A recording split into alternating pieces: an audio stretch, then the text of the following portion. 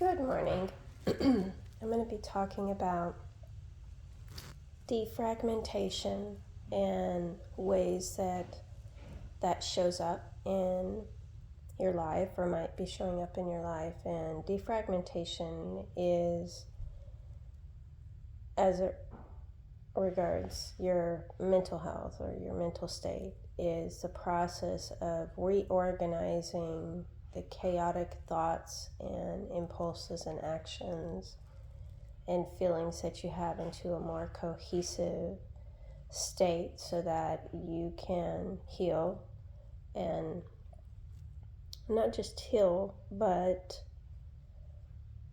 regain a sense of order and balance within yourself to be able to not be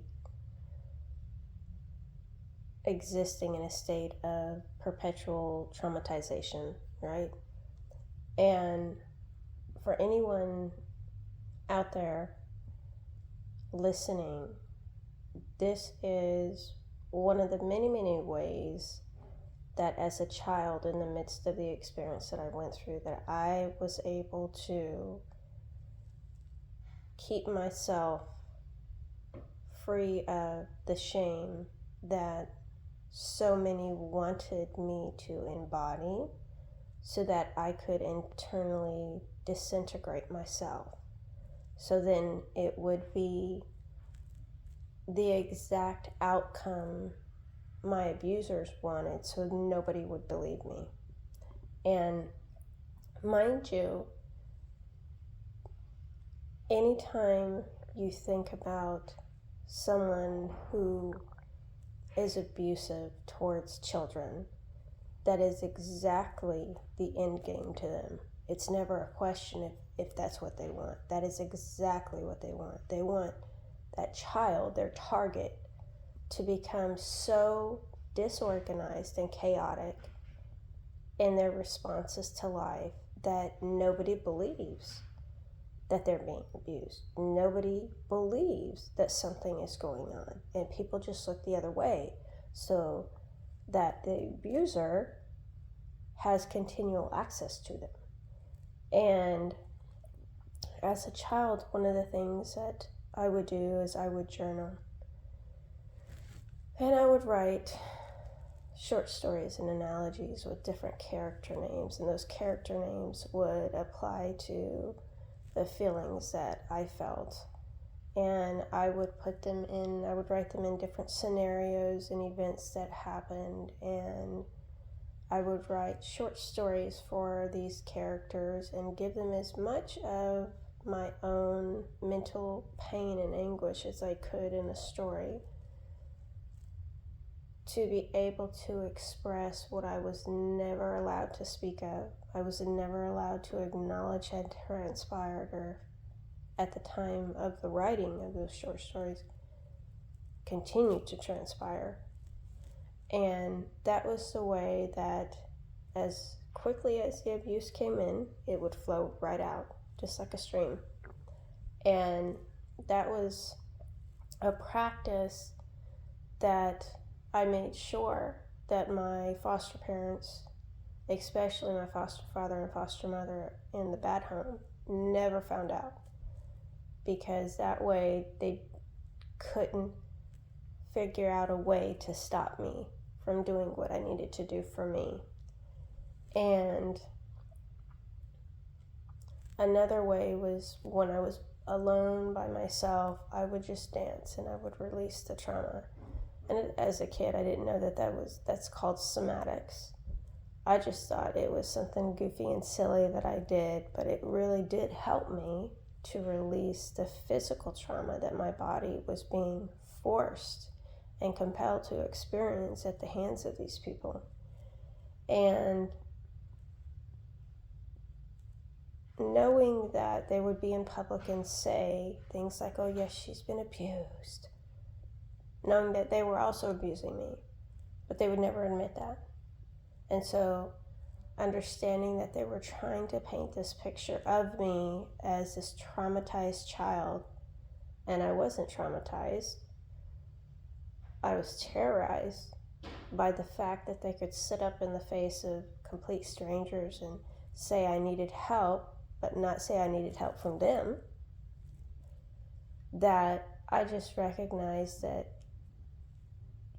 the reality of that home was an illusion. There was no peace, there was no safety, there was nothing on which to build. And so whatever I was going to build in that home would have to be within myself. I would have to uncover those building blocks within myself, and I would have to build it on my own, separate from my siblings and separate from the caretakers of the home that I lived in.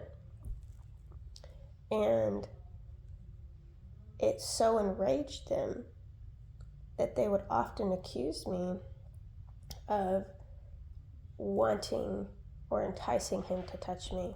And I would stand up in the face of both him and his wife and say, no, you are the sick, bastard that likes children, and you are the sick purveyor of human flesh that thinks that you should be able to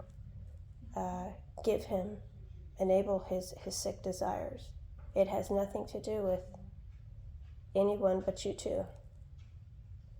And so, of course, as a child, saying that to your abusers is like, oh, you didn't say that. You can't say that. Well, of course you can. It never ended well for me in that in that scenario.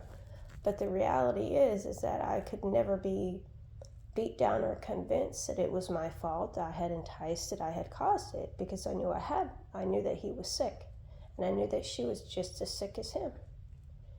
And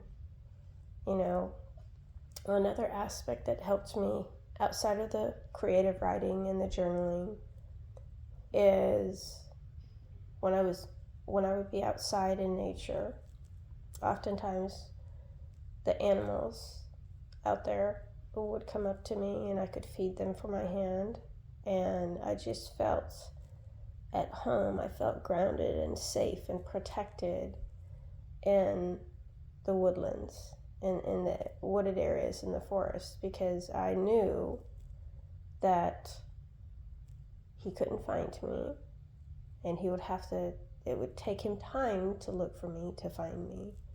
And once he did, he would have to climb up, most times, really high to get me. And he wasn't willing to do that because he was, 350 plus pounds of just mean, demonic energy. And his wife was the same. And so oftentimes when I needed sanctuary, I would go outside. So that's another way that you help yourself to defragment, is to be out in nature and connect to the season and the cycles of nature, and to understand that when everything around you in nature is dead, you should take that as a sign that there's something that is being cultivated in your own life that needs to be removed and uprooted, and you need to plant something somewhere else maybe, or begin a new practice to revive the energy of life back in your life, so that you're not choosing to stay stuck in past emotions and past traumas, right? And as I'm sitting here relaying this, I'm realizing, how intuitive I lived within myself as a child to know that I needed to do that, and to just simply do that and trust that. And I never felt weird or strange because I did that. I just knew that I needed to do that for me because I knew that it helped me. And, some of you may struggle with that concept that, well, people are going to look at me strange if I just start to listen to my own inner instinct and gut and do things that I know I need to do, regardless of how it appears to other people, regardless of what their opinion or their judgment call is. The reality is this is your life. You are the only one who can live it. No one else can step into the fray for you. No one else can choose to heal for you. No one else can choose to eat better for you. No one else can choose to drink more water. Only you can. And until you do that, you will have the exact same result that you don't want to have. And if you want something different, then you have to do something different, and you have to become a different person. And part of it is taking it one step at a time, one moment at a time, one day at a time, and just putting one foot in front of the other. And it might seem like it's monotonous and boring, but you know, boring peace is so much better than chaotic energy that is dysfunctional. That I have to feel like I'm combative towards anything and everything because I don't know what's coming towards me, right? So I don't know if this will help you, but this is my encouragement to you to continue to separate yourself from people and situations and dynamics that are not peaceful and they're not healthy. And, you know, go outside, get fresh air, maybe take a book outside and read, and just sit and allow yourself to be and not have to rush here and there and get things done, and allow yourself to just sit and take a moment to breathe and relax and just enjoy the beauty of nature and enjoy the wonderful resource that nature is to us, and not just physically for the water and the fruit and the food, but internally for your mental health. And maybe you can journal, you know, some things that you're going through, or some thoughts and, you know, visions or dreams that you want to bring into reality and you want to experience. Maybe you can write some short stories, analogies of different characters that embody different aspects of your experience, and take that and create something with it that can in turn help somebody else to maybe recognize a dynamic in their own life or a pattern in their own life that is has been a pattern of stagnation, you know, and